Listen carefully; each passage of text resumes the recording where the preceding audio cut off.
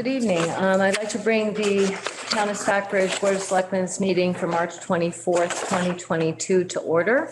I'll repeat that this meeting is being recorded. So this evening, first on our agenda, we have a public hearing to consider the application of handcrafted catering for an annual entertainment license application for events located at 2 Depot Street, owned by the Berkshire Scenic Railway Museum, Inc. Hello. So I move that we open the special permit hearing to consider the application of handcrafted catering for an annual entertainment license application for events located at 2 Depot Street, owned by the Berkshire Scenic Railway Museum, Incorporated. No second. All those in favor? Hi, Patrick. Aye, Roxanne. Hi, Chuck. So who do we have speaking on behalf of the application? Justin Karafotis. Hi, Justin. Hello, everyone. Thanks for having me tonight.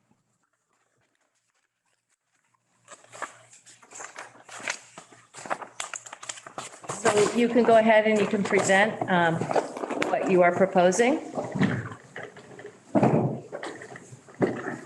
So what we're proposing is we'd like to get an entertainment license in order to book events that are far out on a schedule mainly. We are aware that we can apply for permits as it comes along. However, in the case of larger events that may require a tent permit and things of that nature, oftentimes deposits are made upwards of a year in advance. And in order to be able to really activate the space and schedule things like different installations and even community theater we're talking about, or celebrations of life and weddings and things like that. We'd like to secure this license and be able to do that in a fluid manner. Okay, thank you. Mike, can you tell, someone needs to be muted. There's some noise in the background. I don't see anybody that's not muted. It might have muted. Yeah. Might have muted now. I think it was Justin's background. Oh, okay. Thank you, Steve. All righty, so we do have your letter and we do have your application. There are a number of questions we do have, and one of them is, again, with the parking. We have a parking diagram here somewhere. And we also have your agreement with the Laurel Hill Association as to where parking is allowed. And it does appear that in your diagram for the parking, you have parking areas. Let me see. There are 35 of them that are in the green, which is not allowed based on your agreement with Laurel Hill Association. So rather than having 77, you only have, instead of having 77, you really only have 42 allowable parking spaces. And as a result, certainly not adequate for 150, which I believe is the attendance that you're stipulating here. So we also don't have any specific dates in terms of, or how many events you plan on holding within a year. So what I would suggest is that we continue this to April 14th. And in the meantime, maybe you can flesh out some of those details. And in addition, also, you discuss in your letter possible shuttle parking, but we don't really have any details about specifically how that would be handled, where it would be handled from. And I just have a question. This is just I want to know what a restored bar car is. So you mentioned a restored bar car. I was just curious what that was, because I'm not familiar with that term. It's a part of a train. So I'm just going to address the questions in order. In terms of the parking plan, I'll be happy to revisit with the engineering department of the Scenic Railway, who did that diagram based upon the land and the ownership. So I think there may be some confusion there. Either way, it's a little beyond my scope of understanding, but we can certainly look at that. In terms of the shuttle service, as I've always presented, we had a concert, a benefit concert last year that went well with all of our ballet and used the exact parking that we're looking at here. If there was a larger event, for example, the train station itself can only hold probably 50 people in earnest comfort. If there was a larger event where the lawn would be tented, those parking spots would not be available. We would actually, as a venue, limit it to, something along the lines of 25 to 30, which is when we would require a company like Do For a Bus to provide safe shuttle service to and from the venue. And then the restored bar car is exactly that. It's an old train car that they're working on. And honestly, that'll be, the timeline for that will be years in the making. It's a dream of the scenic railways to kind of connect the two stations between Lennoxdale and Stockbridge with that cool type of, history of the past, essentially. Okay, but I just want you to understand that where I'm talking about in the Laurel Hill Association, it specifically says, it shall not park cars on the green, the area surrounded by the gravel drive. And so clearly the green that they're referencing is a field that they own that is when you pull in to the left, that's abutting the river. That's not the same green. No, there's No, actually that's another two line separate, about that. yeah. That's a separate, let's see, I'll read the whole thing. It will not use the meadow of LHA property, that contiguous unmowed parcel that runs from the gravel drive down to and along the bank of the Houstonic River, which you just specified.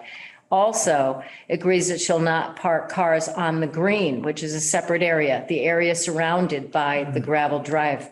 So presumably where last year when we talked about this, where you'd be putting your tents, that central area, they're not allowing you to park there. Just so you understand the concern. Yeah, I'll bring that up because the Tom Delasco dealt directly with them in designing this. So like I said, we can kind of flush that out. But again, in all honesty, the challenge here is that we're never going to have this many parked cars there, Roxanne. If there's a wedding, I don't know if this is semantics or how we can explain this.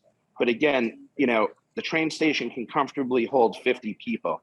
If there is something tented, this amount of cars, I would not allow there. There's never need for that type of parking. That's when Justin, shuttle service would enter. Justin, I'm happy to, sort of believe you, but our job is to permit based on when we permit, we're creating a right to do something. And that is going to supersede whatever commitments you're making right now, that if there's a big wedding, you're not going to use the parking spaces. How many events since you were in to talk to us last have you produced as a special event? We can't produce them, Matthew, because we don't have an entertainment license. Yes, you can. You can come in We for a produced special one. permit. Have you I gotten any understand that, special but permits? not. One last year. Only one. Okay. We had one last year for a benefit concert, and the whole point of even doing that, which is when we all put it together and got together with the Scenic Railway Museum, was to kind of do a dry run and earnestly show you, what would happen and how it would go.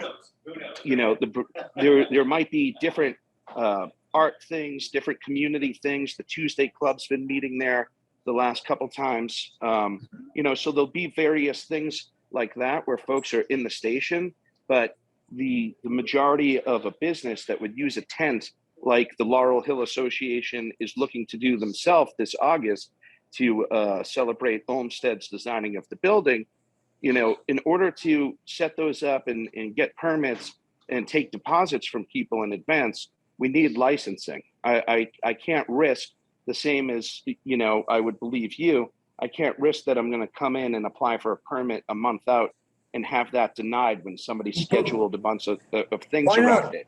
Okay, but why not, Justin, why not apply 6 months out? When Laurel Hill comes to you and says, I want to do it in August, pick a date and come talk to us.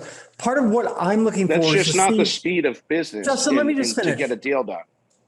No, we're going to When- continue when- this, Patrick. so. I got one question. look at, I just think that like, I just want to see how these events go. So, you know, the neighbors have a chance to give us feedback. So we just experience them for a little while. And frankly, I'm much more, speaking for myself, open to giving you more broad authority to do bigger events like the ones you're proposing here after we've seen some of them go down.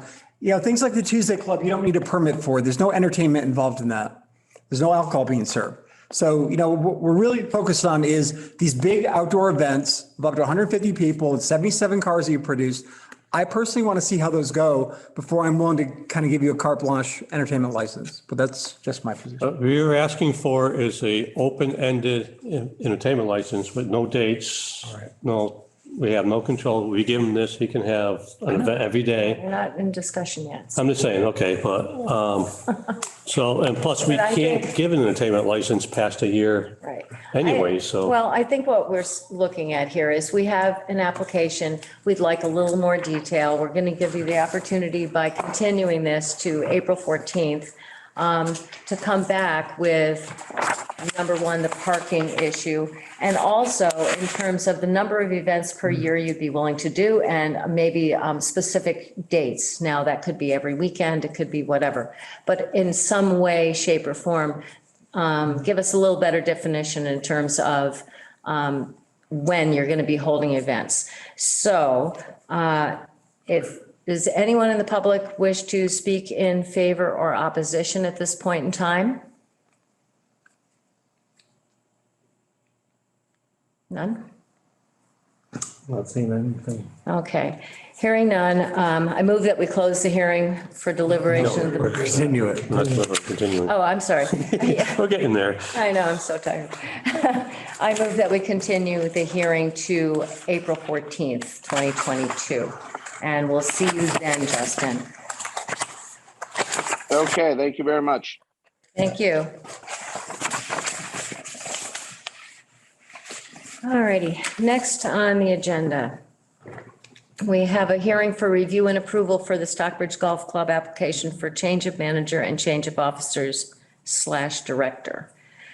So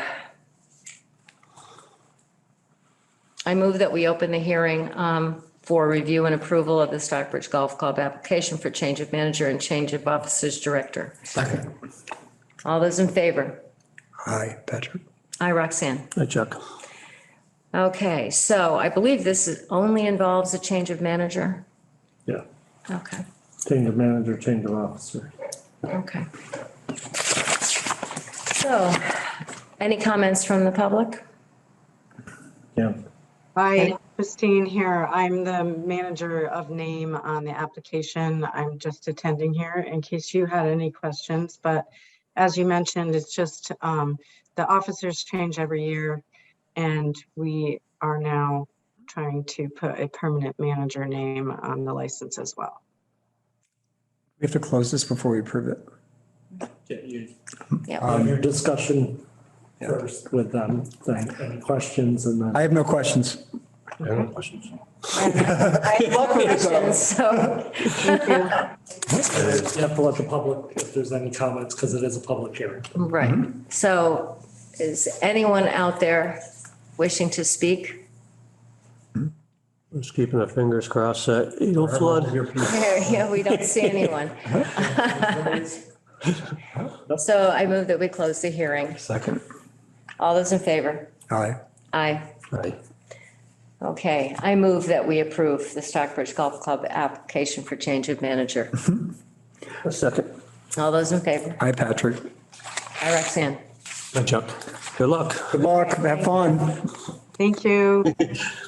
I worked on those clay courts 40 years ago. Yeah. She did put that in. All right, next up is to do some housekeeping, take action on meeting minutes for March 10th, 2022. Do I hear a motion? I can, Motion to accept the minutes. What, can I have just a couple of little things? And I'm going to let him go, but I wanted to just get your take on it. I thought that there were a couple of important points that he made that weren't reflected in the minutes. One, that he didn't want to entertain affordable housing. And the second, Who's this? Who are you? Patrick Sheehan. Okay. And the second, that he expressed a reticence to compromise on the scale of the development. Well, if you want to make a change, I would say submit the change and then we can vote on the, Well, I'm asking, I mean, do you think that those are important enough that we should? it was a lengthy meeting and a Yeah. long presentation. I don't know that we need to go into that kind of detail. Okay, I mean, we talked about like If people taking care want of to hear- animals. if I think this is what's relevant to the But if- town is but if- affordable housing. If people want to hear exactly what was said, that they can clearly watch on CTSB, they can watch the entire meeting and it's, and all the comments. I mean, There was so many comments, so get them all down there. Would have been. I just think we've went into the weeds on some of the comments that are reflected in the minutes, and yet I think that, Well, why don't we postpone this then? okay. That's fine. Okay, let's just put this off and I'll take another look at it. All right, so next up, we have to take action on one-day alcohol licenses for Berkshire Botanical Garden. April 16th, 10 a.m. to 1 p.m. for a fundraiser. May 7th, 5 to 7 p.m. for an exhibit opening. May 12th, 5:30 to 7:30 p.m. for a membership reception. May 15th, 10 a.m. to 1 p.m. for a wedding brunch. May 21st, 5 to 7 p.m. for a reception, and May 28th, 5 to 11 p.m. for a wedding. I'll make a motion that we accept these dates. I'll second. All those in favor? Aye. Aye. Aye. Next up, take action on one-day alcohol license for Township 4 on April 10th, 2 to 5 p.m. for a private event. Where is this? This is at 30 Main Street in Fine. the Red Lion Inn. Oh. The old Country Curtains space. Okay, Flower shop, no, high-end flower shop. yep, Very high-end flower. great. Have they already opened? Not sure. They're opening a flower shop there? Yeah, Oh, good. that's their business. Oh, but it was they're having an event at They're the having space, an they're going to event. open an event. Probably a Exactly. grand opening or something. Right. I'll make a motion that we grant it. I'll second. All those in favor? Aye. Aye. Next up, vote for the sale of the 1.32 million general obligation municipal purpose loan of 2022 bonds of the town. And this is basically for the chime tower and the Soldiers Monument, correct, Michael? Yep, All right, and this has already been approved. right, and I have the language, I had it up and I closed it. I hate when I do that. Michael, do we approach any banks about just doing regular financing? Because it's a relatively small bond. No, we have to go through municipal bonds. We have to go through that process that we went through. But that's for bonds. I mean, we could just do a note, right, with a local bank. I mean, people do that all the time. You can do notes, individual, and those are for up to 1 year, not longer than that. And we have to go out and bond. Okay. Like on some of the vehicles, we have rolling notes, like the 150,000, but then they become 1 year and then you have to renew them and then 1 year renew them. Right now, you'd want to lock in since it's a Right. long term. That was my other question is like, why didn't we do like a state house note like you were talking about with other ones? Because our bond rating is so good that we can get better rates. This was like at 4%. It's 2.8, the note. Did I read it wrong? Because it says like it's It's at the bottom of the page. It's,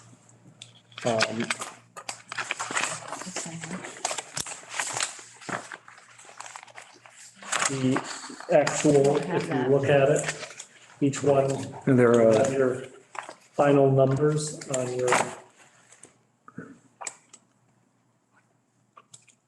I mean, I'll just trust you, but yeah, I mean, and that's, I mean, I know rates have been going up. So is that still better than what we could get with yeah, this is also a 2% closing cost and, I mean, yeah. It's pretty much all we go out, we bid, it was a low bid that came in based on the bond sale Okay. and the best rate we could get, so. Okay. Yeah. I gotta find that. If you want to move on to the next one, we'll come back. Or we can, I mean, We can do that. Still, there's specific language we have to read. oh, okay. Sorry, I closed it out and I gotta open it up again. So I All right, well, we'll apologize. move on. Next up, we have a planner discussion on downtown parking. You, Hi. either sit in the chair or stand at the podium, your choice. So people can see you. Why don't you come up and you can introduce yourself? You can have a seat if you want, I'll sit right here. not that formal. I did bring hard copies. Okay, if anyone We needs it. actually have hard copies. We have them. You did the 2 up print. I did, yes. Saving ink. Do we have it for screen share? I do. I'm Okay. throwing it up on the screen right now.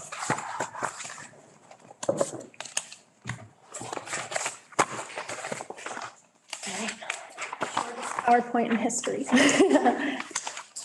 Oh, that's the wrong BRPC.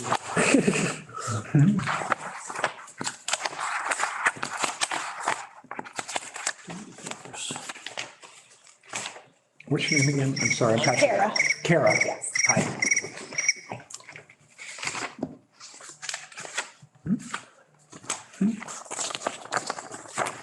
Yeah, there we are.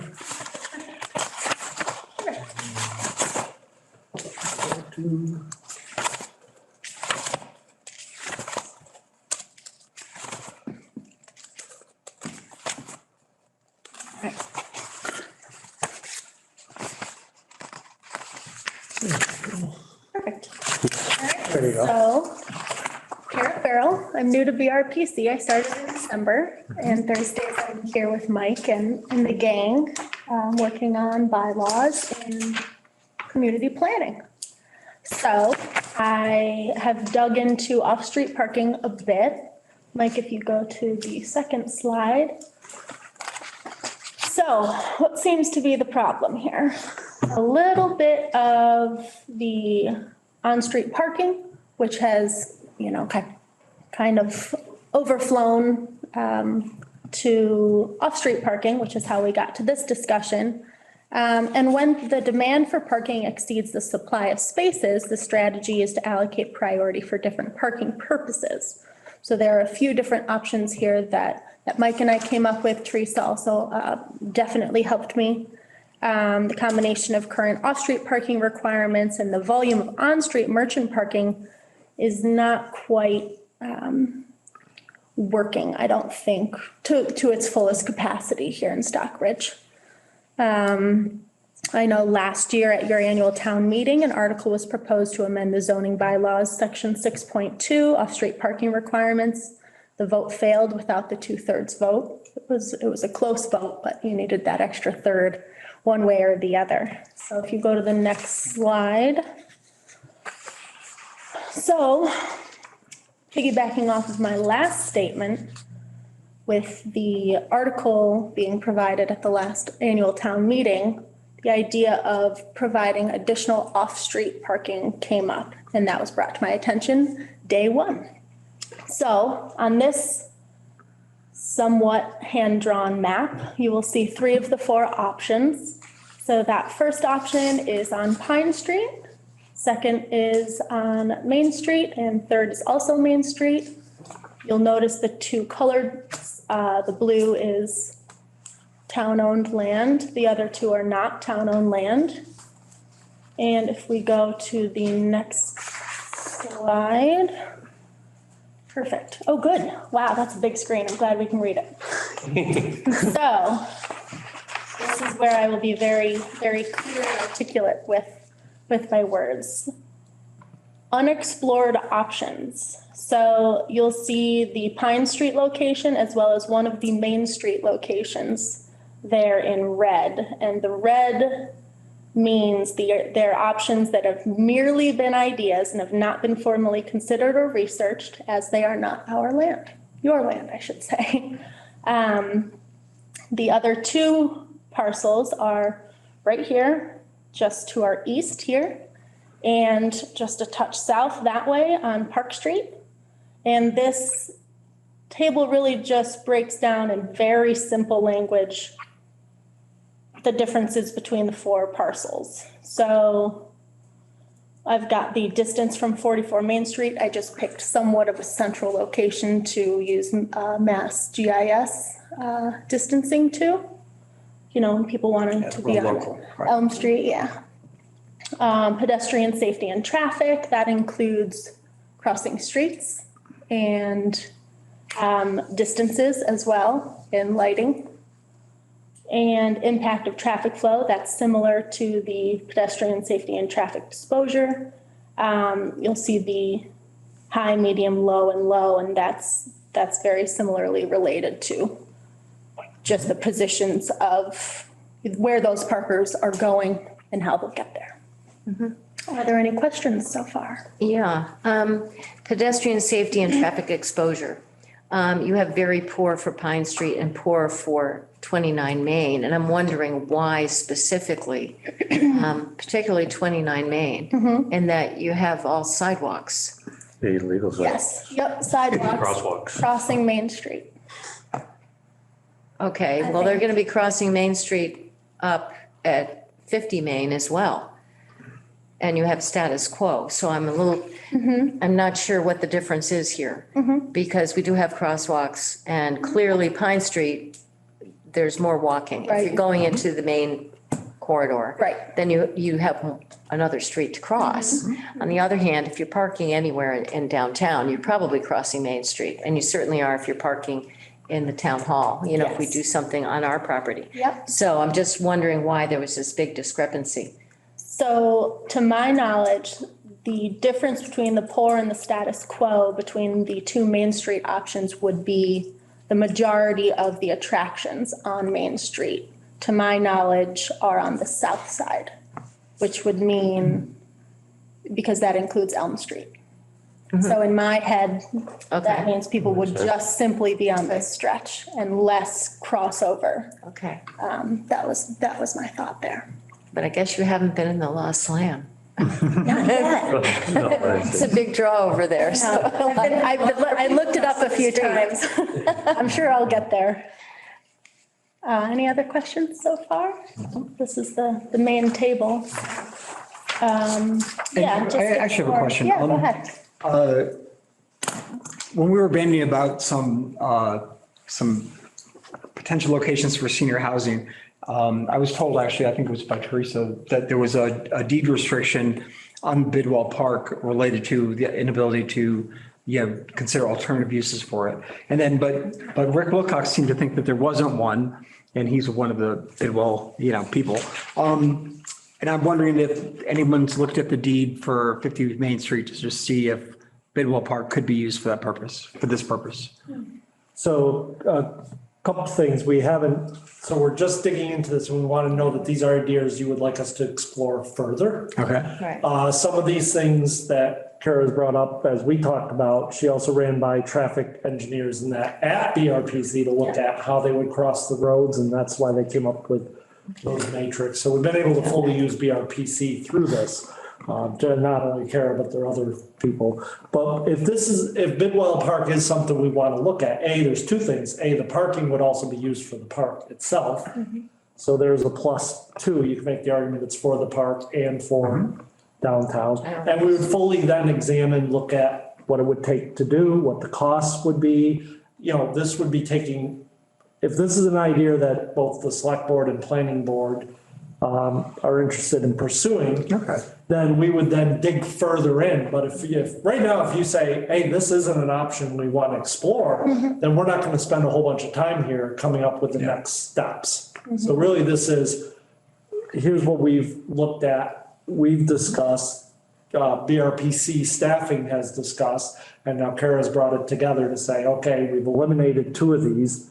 We have 2 others we think for good consideration, and now you're going to show which one is our recommendation. And then if you guys want us to pursue it further, the next step would be actually looking at what it would take to design. Are there any restrictions with the deeds? What would be some estimated costs, things like that. How big it could be. How big it could be. Yeah. Okay, well, I have one more question. Go ahead. I'm assuming that the criteria is based on current conditions. And we do have a project under proposal. And so do you think there'd be any positive impact to that? Because what we're talking about up at that intersection at the Red Lion Inn is making it fully ADA compliant. We're adding more crosswalks, et cetera. So I'm assuming that would in some way enhance those as possibilities maybe down the road. I Yes? agree with that. Okay. Yeah. And if you want, I have a little blurb here from our transportation program. Just kind of differentiating these. So lot 1, which is Pine Street, would add pedestrians to the intersection on Main Street and Route 7. Not a great situation, as this intersection experiences a lot of traffic issues and more pedestrians would potentially exacerbate these problems. Again, things are changing, so that's nice to hear. Yeah. Lot 2, which is the westernmost, 29, I should say, Main Street, has the best proximity to shopping and dining. However, he expects that this would increase the number of mid-block pedestrian crossings. And are we seriously considering taking the front yard of the church and turning it into a parking lot by eminent domain or something? I mean, what is We're this? not talking about the front lawn of the church. There's actually a parking lot there, and whether or not. It is, it's like the entire front yard of the church. Look at the shape. Outline the parcel. Here's Main Street. It's more of here. Enjoy it for me. I'm just saying, I'm like, this, like, it's No, it'd be outlined and it like back shows. here. Oh, okay, well, it's, you know, that's not what it, that's not what was outlined in red. I'm just saying. So to be clear, the original idea was not to limit Kara when she looked at this independently. Okay. Look at everything, come up with any concept. So she looked at it and said, oh, we got these tennis courts, what if you replace them with this? There's a parking lot at the church. What if we were to enter into some type of public-private partnership with the parking lot to use that during peak parking hours? But let's just explain to the people out there that we're not looking at like seizing their property and, you know, paving them. Quickly, it was determined based on their engineers and safety concerns and everything else that the first two, Pine Street and 29 Main Street, are not viable options. So we are not bringing those forward, which gets us down to 50 Main Street and then Park Street. Okay, thank you. So I'll finish with lot 2, which is the one we're discussing now. Let's see, where was I? Increase the number of mid-block pedestrian crossings. This can be a traffic safety issue, and it can also impact traffic flow and operations at the Main Street and Route 7 intersection. Additionally, vehicle ingress and egress can become a significant issue on Main Street. So then that third lot, which is here next to Town Hall, appears to have the least impacts and concerns related to traffic and pedestrian safety. He also wonders if there's an opportunity for a walking path connecting the municipal lot to Elm Street. That way, that was just an additional, There used to be a path there, but it was private land. Yeah, that was just an additional blurb in his email. Yeah, So I mean. it's something we could locals look know how to into, do but- that. Yeah. I'm gonna follow you out. I'd like to learn how to do that one. So yeah, those are, you know, like Mike keeps reiterating, this is just what I've come up with and looking for direction from the select board as far as which. If you want to- Would you do like, angle in parking on Park Street? How would you? I Yeah, would do diagonal parking. yeah, diagonal, whatever it's Yeah. called. You Okay. can fit, I believe you can fit a significant amount. And that wouldn't really impact the park. I mean, I No, like that it won't idea too. impact it, Yeah. especially if it's done and you have a fence. So Yeah, there's yep, a yep. line of Teresa and I were talking demarcation about- separating it from the park. Yeah. So can we explore both of those? We can, yes, Yeah, yes. Can we please? I think we should. Mother, may I? I think we're all in This agreement is your here. guys' decision. Obviously, we're making a recommendation of which of the three we thought, but yeah, if you want us to pursue all four continue, if you want us No, I to. think just- But we think it's The really last down I to think we two. stay with the two. And our Yeah. our recommendation was this one, but if you want Kara to explore those two, this is what we're doing. We went broad and now Right. we're narrowing it down. Right. And then come to one conclusion that if we were to try to expand downtown parking, what would be the best? And we can't put in underground parking here, you know? I would, Yeah, I mean, it depends how much money. I would do the 2 town parcels, being we own them. Yes. Yeah. And I would like to get the parks involved in this one and kind of incorporate it with the design of what we want to do with the ball field. Yes. So that we can say it's parking And- for that. and that's Because specifically we what talked about the gazebo, we talked about a water park, we talked about enhancing. I mean, I would really love to get that to be state-of-the-art playground, and this would be part of it. So I think that might help us even get funding maybe, Yeah, no. you know, to incorporate the Parks and Recs in this for this part. It really could be. So Park and Rec had a very It affects interesting both areas, discussion, and actually. we were talking about the possibility of exploring a park grant to go after a splash park and whether or not it could be located back here. Well, it makes Then you sense would back want here. parking near it. So there you go. would want, you know, it could be taking, you know, if you can see that diagram that's displayed right now, it would be taking the basketball court and creating the basketball court into additional parking. Yeah. Then maybe off to the side, now what Kara would do now is look at, okay, if we were to do that, how would we then incorporate that into the park? So you might want to put like a half court back over there again, a basketball court off of it. How exactly would the parking be laid out? This is obviously just a sketch. Next, the engineers at BRPC would lay out a parking lot based on the regulations around it. Yes. We could look at the park, how it would be flow into it. So this is right. So probably what we do next is do the analysis of the two, come up with some feasibility ideas of Yeah. Park Street and Town Hall, and then narrow it down to one, and then really go to town with one and figure out what costs. and You know, everything. That basketball court used to be on top of the hill, Huh?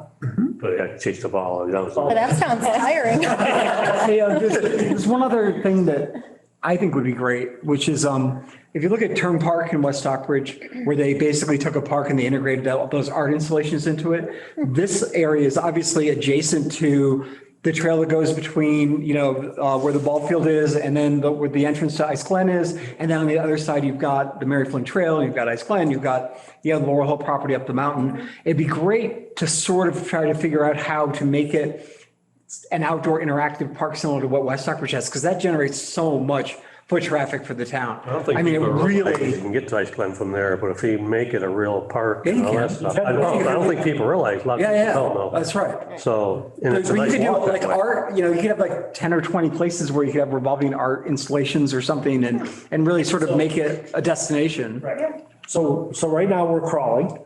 Yeah. let's Next thing is start. we need to walk. So walking would be next, before we get into whether or not art incorporating the rest, would be doing a little further analysis of these two, a little more detail on how the parking would look. Then the last phase, the running phase, would be taking one of these and incorporating all your thoughts into it. Okay. So right now, what I'm hearing from the board, correct me if I'm wrong, is to have Kara pursue Town Hall and Park Street and look at how that would be, how those two would be impacted, how they would work. We got to look at things like on Park Street. Saturdays are soccer games. So you're going to have people down there for sporting events versus trying to remember this whole thing is about expanding parking on Main Street. So those are things now we need to look at logistics. We need to bring in the Park and Rec Committee, talk to them about it. They For both definitely these. involved. They have to be involved. Then we look Right at from the how start. Town Hall can be used and one of the advantages and why I know we specifically looked at number 3 in Kara is the fact that Town Hall really isn't used Friday after 4. And we got We have public bathrooms. Public bathrooms. So that's why this rose That's, to, that's, it's, Yeah. we're a tourist town. But we'll pursue- Cater to, I hate to say it, but we gotta, pursue those two. gotta have parking, you gotta have restrooms, you gotta have. Absolutely. More details so you guys can determine which one of those is the final. Yeah, say we run should with it. check the deep restriction.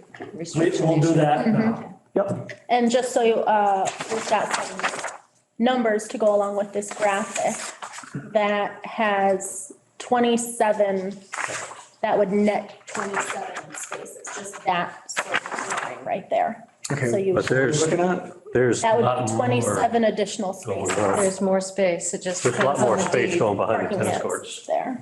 but How many do we have in town? we already used some of those. So the new ones are are over by the basketball court? Yeah. Yes, yeah, that right section would be the new area of parking.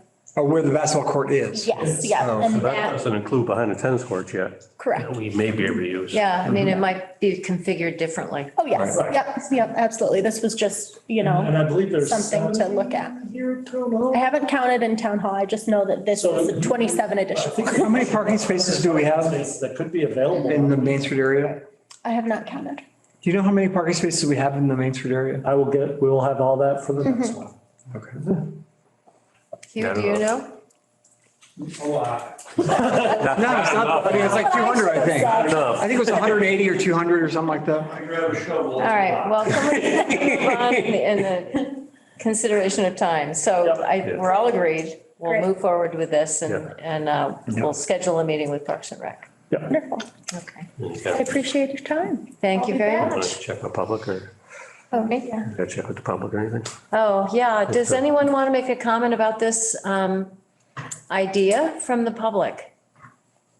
Any comments or suggestions? Gotta be transparent. All right, here. No hands? Okay. Got off easy. Thank you. All right. I like Yeah, that. nice. Nice to meet you too. Hey, are you working on the ADUs and all that sort of stuff too? Okay. You have to move on. Okay. Thank Enjoy you. the rest of your Thank you very much. See you next week, Mike. Yep. All right, next on the agenda, we have Berkshire Regional Planning Commission's upcoming That's you? update. No, No, No. this is update to its 5-year comprehensive economic development strategy report. We have Wiley Goodman with us, I believe. There she is. Hi. Hi, can you hear me okay? Yep. Yes, Great. I feel a little bad because Kara's there in person and I'm here on Zoom, but hopefully you'll forgive me for that. you could have carpooled here, because we're short on parking. If I would have realized, yeah, I didn't know she was handling the downtown parking plan. So let me just put in the chat here first his background, a link to the past SEDS reports. And thank you. I guess you've got the presentation. I don't know if you want to show it full screen or it's a slideshow. Great. Great. All right. So yes, my name is Wiley Goodman and I'm the Senior Economic Development Planner for BRPC. Like Kara, I'm a new person to the Berkshires. So again, thank you for your patience as I'm getting up to speed here. I've moved here in May of 2021. I work with Laura Brennan, who some of you may know is BRPC's Economic Development Program Manager. And what I'm here to talk about is primarily a more focused part of the SEDS report, which is the resiliency chapter. And that was what I was brought to BRPC to work on. Next slide. Is it possible to forward to the next slide? Yep. All right. Great. It'll just pause for. No problem. So for those of you that are not familiar, the SEDS or Comprehensive Economic Development Strategy Report is one that BRPC has been preparing for the U.S. Economic Development Administration since 2011. And it's both a document, but really it's an ongoing process where we gather regional partners together to agree upon economic development goals for Berkshire County, create a strategy for how those goals will be achieved, and then track the progress on those goals, first in this 5-year look ahead reports, and then in annual updates. So the next 5-year update look ahead is for 2023 to 2027. And on January 26th of 2022, just a few months ago, EDA approved BRPC's request for designation as an economic development district. That designation recognizes the region's demonstrated enthusiasm and confidence in partnering with EDA to pursue mutually held goals of regional collaboration around economic development and innovation-driven economic growth. So these goals that you see on this page are from the last 5-year SEDS report, and they represent, again, the areas that the committee that worked on the last SEDS felt were important goals for Berkshire County to be working on. So things like talent and workforce, expanding our industry and occupational clusters, and improving the environment for entrepreneurship. Next slide. So what does the SEDS track? Well, it tracks things like regional economic conditions and trends. We perform a SWOT analysis looking at strengths, weaknesses, opportunities, and threats in the region. We come up with a strategic plan based on that analysis. We come up with performance measures to evaluate how we're doing in acting upon those recommendations. And again, in this particular update to the SEDS, we're greatly expanding at the request of the federal government, this economic resilience assessment. And of course, part of that is in response to COVID, where every part of the country experienced such a dramatic economic shock that the federal government realized that towns and counties need to really be forward thinking in terms of how they are looking at the concept of resilience, their economic resilience, and are they doing the things that they need to be planful and proactive in preventing, withstanding, and or bouncing back quickly from the next economic shock. Next slide. So these are just examples of some, not all, of the sample projects that were identified in the last SEDS as representing the greatest regional needs. So these are concepts and projects like Broadband for All, making sure that we're connecting high school students with a pipeline into good jobs in STEM and other career paths. And as you can see from the slide, and I'll explain it in the last slide, we are conceptualizing resilience in the framework of three major buckets or categories: people, community, and economy. And I'll talk more about that later. Next slide. These projects, again, sample projects of a number more than three, are ones that we believe will enhance the region. So these are things like our future food economy, making sure we have a supply chain that is prepared to handle economic shocks. The digital economy, making sure that people are, again, prepared for jobs in certainly what we now know will be a more remote or hybrid workplace. And again, that we're creating a skilled workforce that can be prepared to handle the diverse range of more highly skilled jobs, as well as hands-on in manufacturing jobs that maybe traditionally were thought of as ones that were lower paying and skills that you would get if you went to a vocational school, that we're actually realizing are going to be high demand, well-paying jobs into the future. So that we're not just focusing on people who are in a school to college pipeline, but also people who want to do more hands-on work that is really valued and important in our society. Next slide. Physical infrastructure projects represent perhaps the largest category of foci in the SEDS report in terms of where we focus our energies, and that's looking at what are those major physical capital assets that, if we invest in them, could have really transformative impacts in the region. So again, these are unused mills. These are new projects like the Kemble Street Studios, which is looking to create a production level Hollywood, 3D meta universe style production facility, again, to train kids and workers into jobs in the film and television industry, as well as for gaming and all sorts of other things that could be down the line. Places like Greylock Glen and Greylock Works, which look at the outdoor economy, outdoor rec economy, as well as the creative economy, and find ways to take underused and dilapidated properties and turn them into real productive facilities that are giving back to the region. Next slide.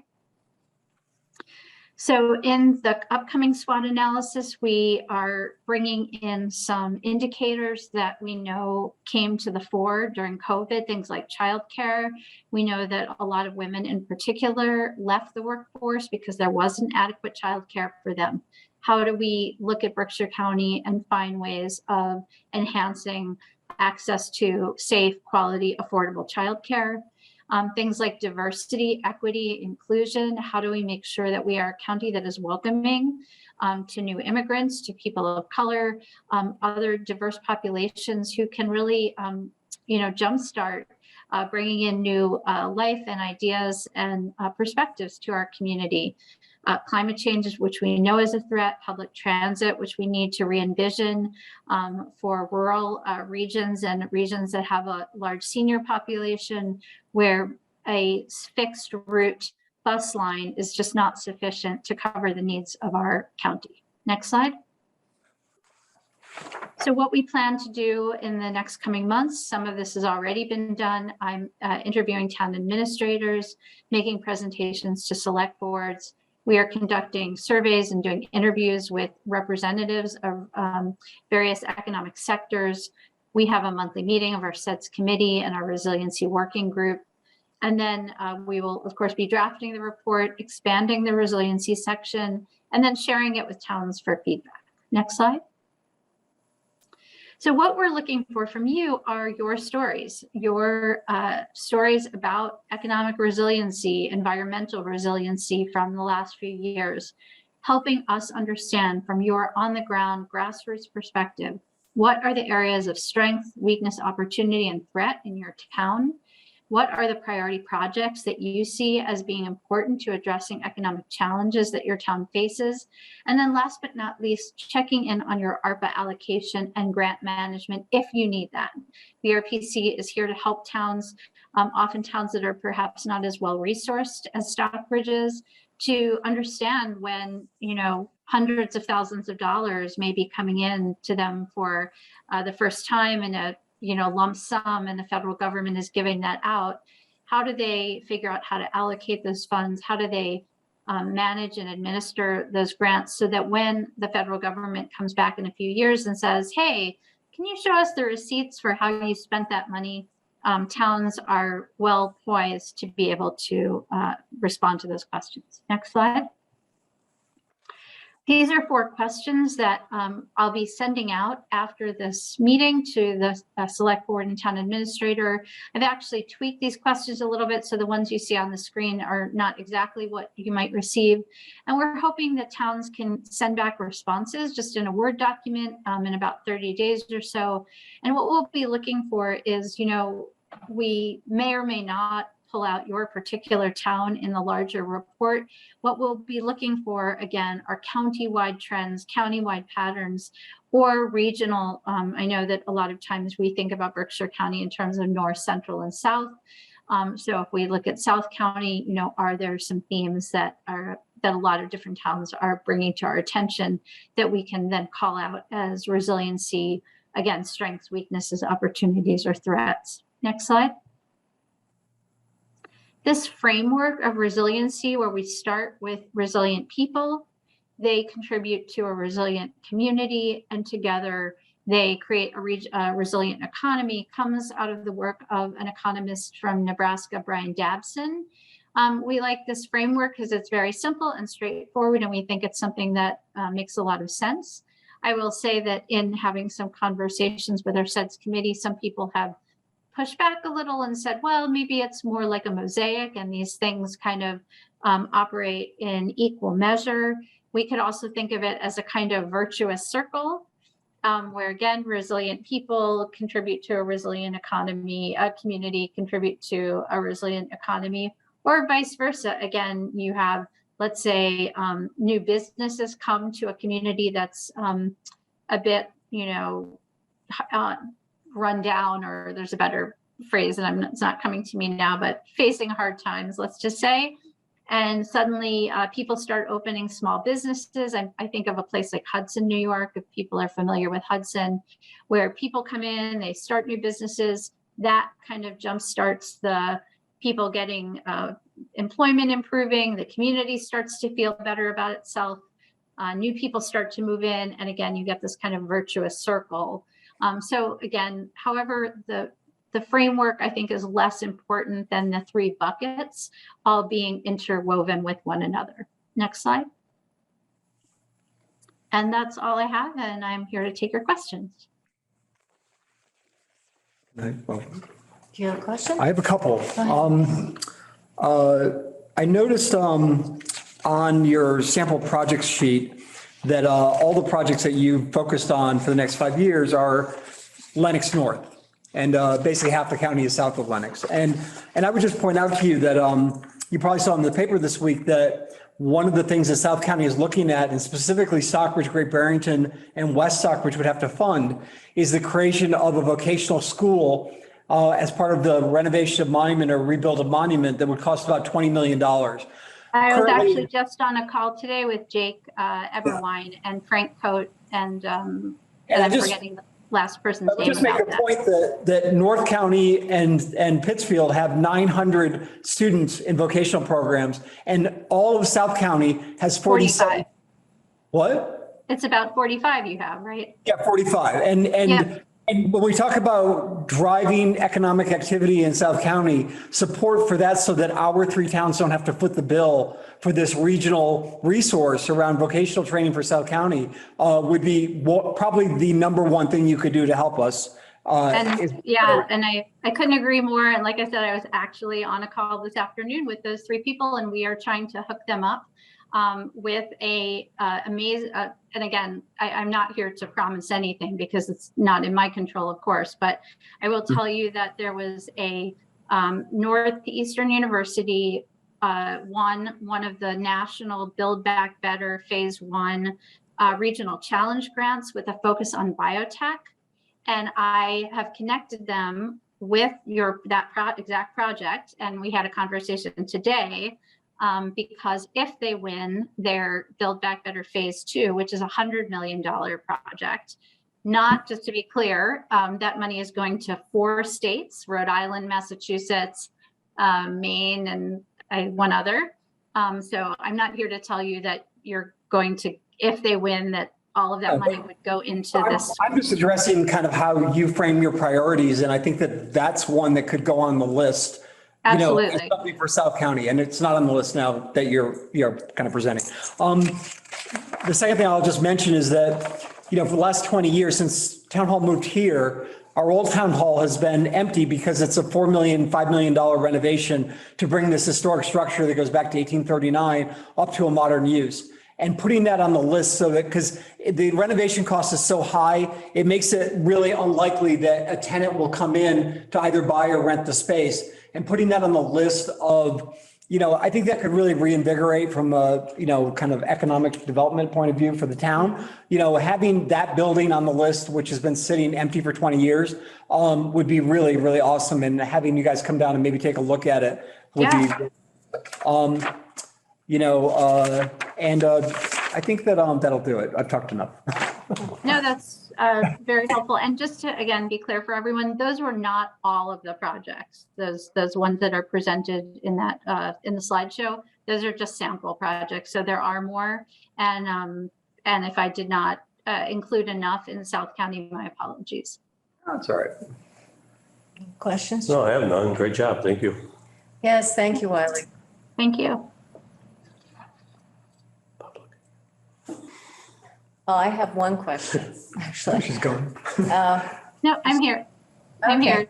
Yeah. I'm just wondering so my understanding is you're going to be sending us some kind of a survey or a document asking for us to respond and give our feedback, correct? Correct. Yes. Wonderful, thank you. Do you know about when that will be happening? Could be tomorrow or Monday. Okay, great, thank you. Just want to know how quickly. Okay, thanks. Anyone from the public have any comments or questions? Roxanne, this is Christine. I am your representative to the BRPC, and related to what Wiley talked about, the other big issue that I think that BRPC is working on is trying to get the state to create an office of policy for rural towns. And this would be a full-fledged office that would be at the table advocating for rural towns, because Auditor Bump did a report on how much less money rural towns are getting compared to Eastern Mass. And so I sent some information to Michael and to you, and it's just asking that you send a letter or an email to the people that are on the Rules Committee for the bills right now to get them on the agenda so they have a chance of being passed. So I think it ties in nicely with the other activities that are going on with BRPC, and I'd ask you to consider that within the next few weeks. Thank you. Okay, thank you, Christine. Wiley, I have one other thing I just wanted to mention.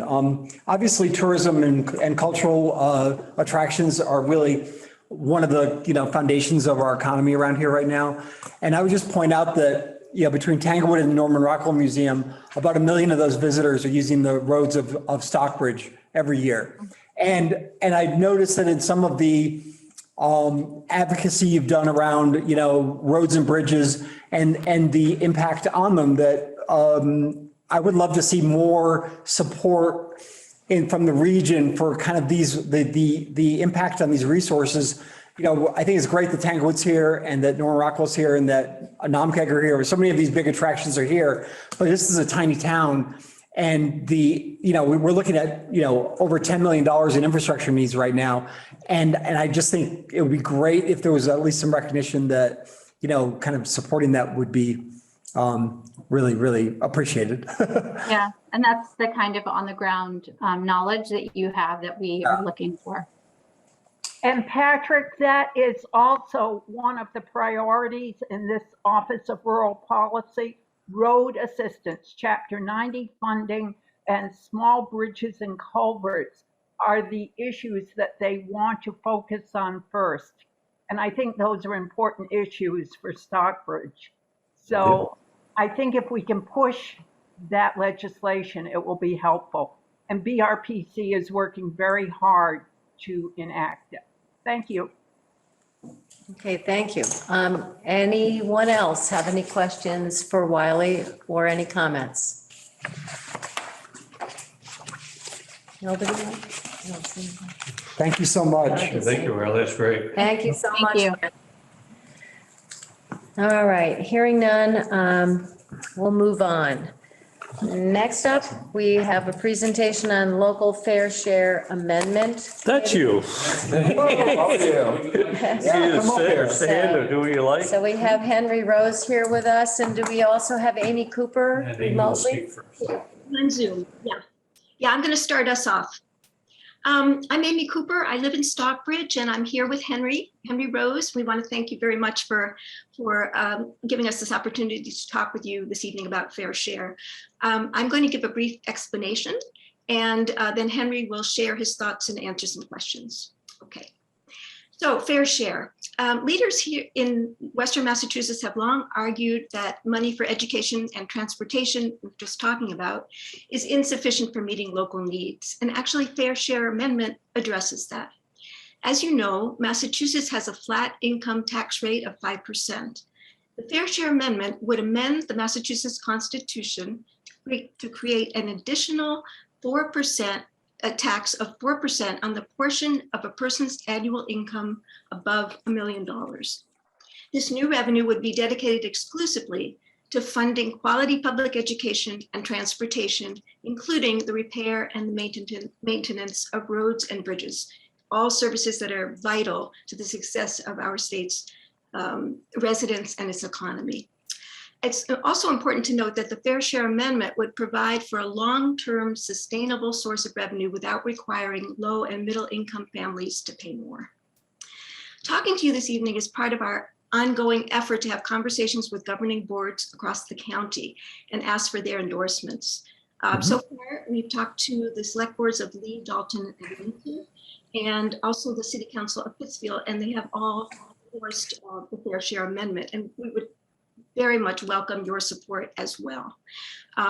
We certainly don't expect you to decide on the spot, but once you've had a chance to consider the Fair Share Amendment, if you do decide to endorse it, then we would ask that you put a resolution of support on the warrant for a town meeting in May. The Fair Share Amendment will be presented to all Massachusetts voters as a ballot initiative in November of this year. Okay, I'm going to turn this over to Henry, but first I want to tell you a little something about him. Henry is a longtime Berkshire resident and he was a physician at Berkshire Medical Center for 32 years. And I just learned a couple days ago that in that role, Henry has the distinction of having treated none other than former Stockbridge Police Chief Officer Obie. Oh, I enjoyed knowing. that goes back. Goes back a ways. Thank you very much for having me come before you, even though I'm from Dalton. But we have a lot in common. And the presentation by BRPC fits so much into this. We need funding for our transportation sector and our education sector if we're going to do well. And it takes money. And this is a way to get this money from the state. So Amy did an excellent job of summarizing things, but I want to just say from the start, I'm a volunteer, as is Amy. We call ourselves the Berkshire Fair Share Committee, but we are volunteers. We are working with a statewide group called Raise Up Massachusetts. Raise Up has worked towards things such as paid family leave, sick time, and an improved minimum wage. But it's also a number of other volunteer agencies that work with us, including the Massachusetts Teachers Association and certain faith-based groups. So we're an organization of volunteers who are doing this because we think it's the right thing to do. So this is going to be a ballot question in November 8th. And it will amend the Massachusetts Constitution. In order to amend the Constitution, it was voted on twice by our legislature and passed overwhelmingly. And now it needs to go to the voters. And the hope is that we will pass it on November 8th with the help of overwhelming people power. We are expecting tremendous opposition from big business. They are prepared to pump millions into this campaign, and they will probably be sending glossy flyers out to every household, trying to convince people that in some way that this is bad. So we're trying to get an early start now, and we're starting with boards such as yourselves. Every board we've gone to so far has endorsed. We hope that you will do the same. The ask to you is please vote to endorse. And then if you're in agreement with it and you endorse, please put it on the warrant for the town meeting. But if it's going to the town people voting already. Well, the first ask is that you three vote to endorse. That's the first ask. And then if you agree and you endorse, please put it on the warrant for the town meeting so that the town can vote on it as well. Those are our two asks. But that isn't, that's Ultimately, different. ultimately, it'll be voted on In the ballot. on a state. That's correct. But voices such as yours, if you endorse, and then if the town votes at the town meeting, that goes a long way towards publicizing the importance of this, getting the word out to people, because people need to hear about this and people need to be motivated to get out and vote. So while people will be voting on November 8th, and that's the key thing, we want it to be in the newspapers. Clarence Fanto, are you still there? And it's already been in the Eagle, if some of you have noticed. They've done some excellent reporting on this. So what is the money dedicated toward? And dedicated towards transportation, which means roads. And education. Bridges. Yeah, no, I know. Buses, Right. trains. And I gotta say, the ride over here wasn't as good as I'd like it. There's a question coming. And education. And education, we want it to be pre-K, K through 12, community college and public college. All of that. And I want to emphasize vocational schools, which fed right into what I was hearing from Berkshire Regional Planning. So, first of all, I'm going to completely vote for this. I completely support it at a personal level. Philosophically, I hesitate to express publicly as a body my opinion on what politics should be, because I think that folks should make their own determination, and it's sort of not necessarily fair, I guess, to sort of put our authority behind something that where we don't have authority, you know what I mean? But that's just my personal feeling. And my other question is, when we went through that whole tobacco settlement, a big part of it was they were going to spend hundreds of millions of dollars on prevention. And last year, we took in $800 million from the settlement and from taxes on cigarettes, and the state spent about $8 million on prevention. So in other words, the people in Boston figured a way to kind of take the money that was coming in and use it for other things. And I'm sort of pessimistic that that doesn't happen here, where basically you got a ton of money flowing in and all they do is reduce the amount that they appropriate for it.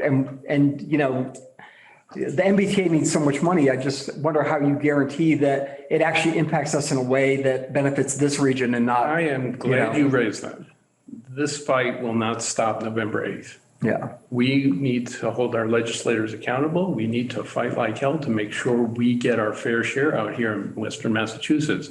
So you're raising an excellent point, but I can tell you this, we get nothing additional if we don't pass this first. So yeah, you're right to raise that question of are we going to truly get this money, or is it going to disappear out in Boston and we'll get crumbs? Right. No, we need to fight for it, and we are deserving of this too. Can I get back to your original point though, Patrick, about you didn't think it was necessarily right of you to make a decision for the voters. Voters in your town especially look towards you three for advice. They know that you have delved into things more than they. Most people go to the polls not quite understanding a lot of things. And it means a lot for boards like yourself to say, we've discussed it, we've heard about it, we've had presentations, and we are in favor. That means a lot. In addition, we're going to boards of education. And just recently, we got the endorsement of the Pittsfield Board of Education, which was unanimous, and Lee Board of Education as well.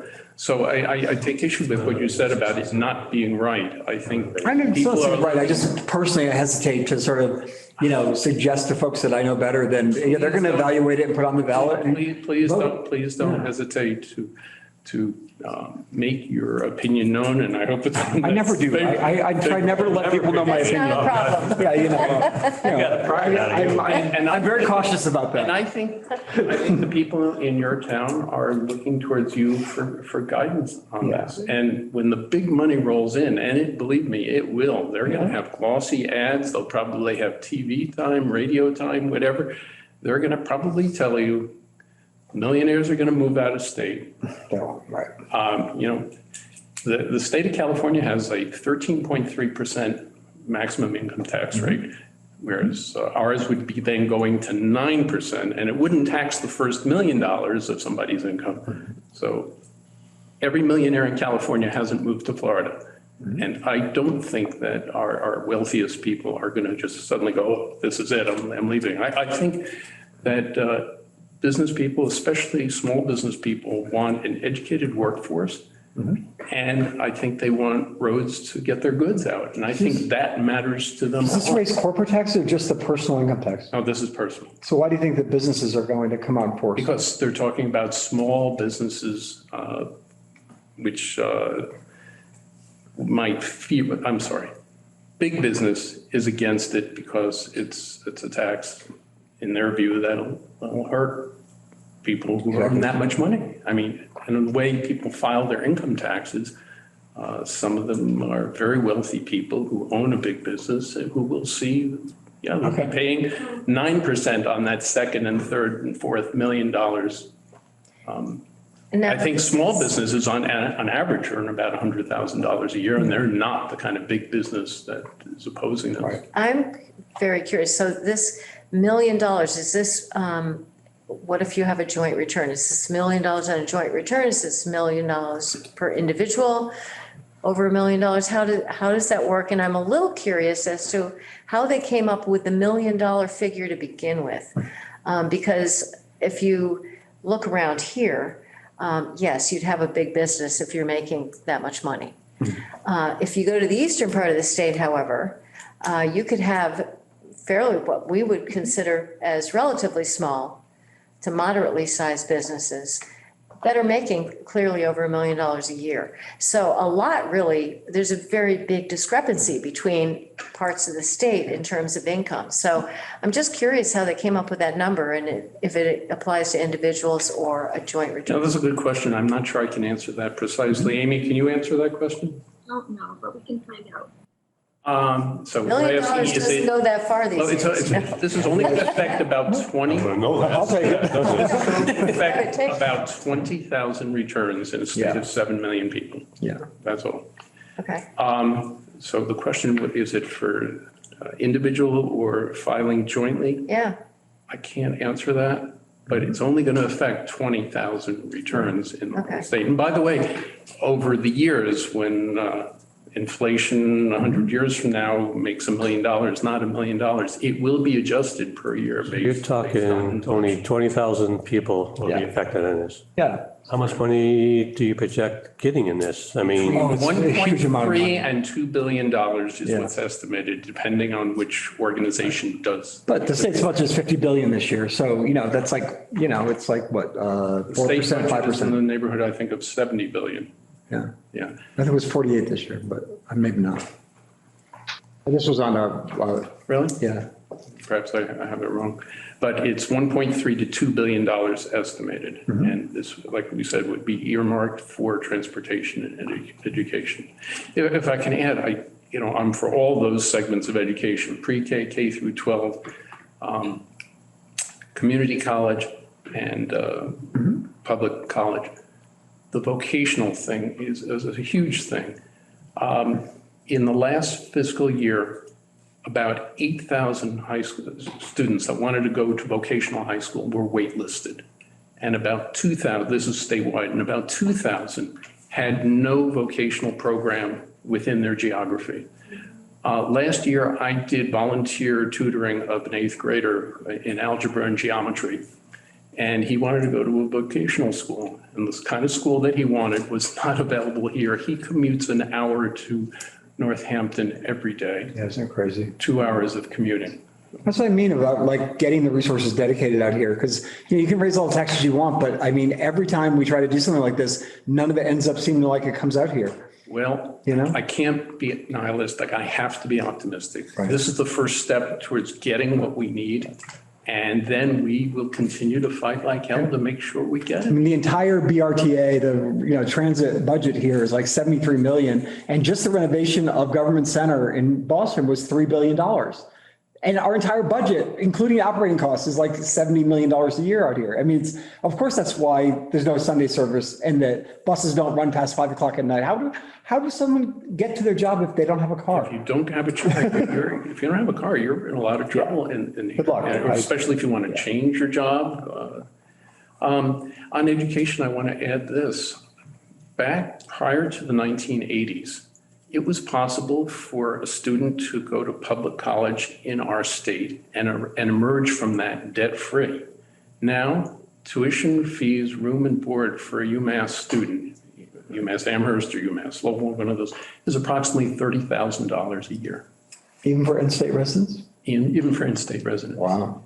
Tuition and fees and room and board for taking a full load. And for Berkshire Community College, it's $5,500 a year if you take a full load. Yeah. The reimbursement from the state has not kept pace with the cost of the education. So we need a workforce that is educated so that they can get good jobs and contribute to society and then pay good taxes. Do you know, what's the proposed mechanism for these monies to come to various parts of the state? You know, the How are they details going have to, not, the they details have haven't not been worked out. ironed out the, Right. oh, dear. But this would increase the state's treasury so that they can say, they're not going to say, well, we don't have enough money to allocate towards these things. So our fight is going to have to continue, I'm sure, to make sure we get our fair share. But I have to be optimistic that we will get to this. Do we have any idea based on past experience how they might administer this money? Yeah. Put it to cigarette tax. I know, that's what I'm worried about. Tell me, like, I don't pretend to be expert on that. Okay, And I don't think I can give you the details on that. All right. Or if anybody can. Few other points that I'd like to make. I was going to read a whole statement, but Amy did such a good job on doing that. I think we get Our opposition, the National Federation of Independent Business and the Mass Fiscal Alliance, the names sound very good, but these are big business groups. They're not looking out so much for the small businessman. These are big businessmen, big businesses, huge businesses. And that's going to be our opposition. And they have they have almost unlimited resources to throw against us to fight what's right to do here. So far, the places we've gone to, Pittsfield, Dalton, Windsor, and Lee Select Boards, and the Lee and Pittsfield School Committees. So everyone has jumped on, and we're hoping you guys will do the same. And again, the ask is the three of you vote to resolve that you're in favor of this. And we're hoping we'll do that fairly soon. And then if you do take that step, then put it on the warrant for the townspeople to vote on that. For your information, we're having an official campaign kickoff event at Berkshire Community College on Monday, April 4th at 2 p.m. Clarence Fanto, do you hear that? Monday, April 4th, 2 o'clock at BCC. And there'll be various speakers. The entire delegation, the state reps and our state senator are all behind this, and they're intending to go to that. And if any of you are interested in our campaign locally as an individual, please get to me and I'll tell you how we might take advantage of you. How do you get to me? Yeah, you said get to you. Yeah. So. RoseHenryJ@gmail. Henry J. Rose Henry J. Rose R-O-S-E. That's my last name. Henry, first name. J, the letter J. Don't forget the J at Gmail. And I can give you my cell phone later if you're interested. Oh boy, what other points did I want to make? We still have to do the, I think I've covered it all. I'd be glad to try to answer any of your questions. The question on whether or not it's an individual return or a joint return, I'm sorry, I can't tell you that, but I can try to find that out and I can get back to you. Follow up later. If you give me your email, I can try to get that. All right, well, thank you very much. And thanks, Amy. Amy. Thank you so much. And good luck and have fun on April 4th. we had a lot of attendance today. It was all because of you guys. So, Was it? I hope so. I mean, look, we got a full screen. Okay. Well, thank you again. I'll write down my phone and you can Yes, please do. get in touch with me. Anita Schwarmer has her hand raised. Yeah, questions, comments from the public. Anita? Anita Schwerner, Stockbridge. I'd like to thank Henry and Amy because I've heard about the fair share amendment, but I was not aware of all the details. And the timing, the placement after the BRN, the NP presentation was very timely. Just after the meeting of the Berkshire Regional School District, where we're hearing about all these plans for vocational school and possibly merging the districts. I mean, this is such a good opportunity to possibly get additional income for those areas that we need so much, which are infrastructure and education. So thank you. And I do hope that the select board will authorize it or endorse this amendment. It will be on the ballot in November. And I hope that it will be on our town warrant so that people of the town have the opportunity to endorse it also. So thank you very much. Thank you, Anita. We have an Eric. Is there a hand up? Yeah, Eric Rasmussen, Stockbridge. Hi. Hi, Eric. Economics being the dismal science, I do have a couple comments. Just to start with, just quickly review. Somebody makes $2 million is paying $100,000 in our tax system. Somebody making 200,000 pays 10,000. Somebody making 20,000 pays 1,000. Many of us consider that fair. If you're making 20 times more money than somebody else, you pay 20 times more taxes. I understand that's not a progressive tax rate. Herein lies the problem.